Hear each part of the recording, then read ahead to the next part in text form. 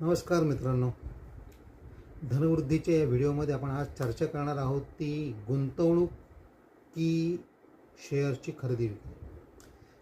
कारण गुंतवणूक हा सुरुवातीला थोडासा बोरिंग वाटणारा विषय असतो.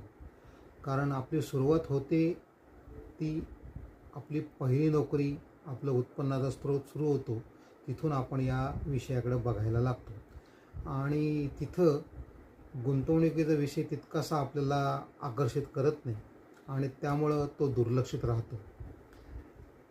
त्यानंतर आपल्याला कोणीतरी मार्गदर्शक भेटतो, मग आपलं डीमॅट अकाउंट ओपन होतं आणि आपण शेअरची खरेदी विक्रीकडे आपला कल किंवा आपल्याकडे तिकडे आपला प्रवेश होतो आणि त्यातून सुरुवातीला डिलिव्हरी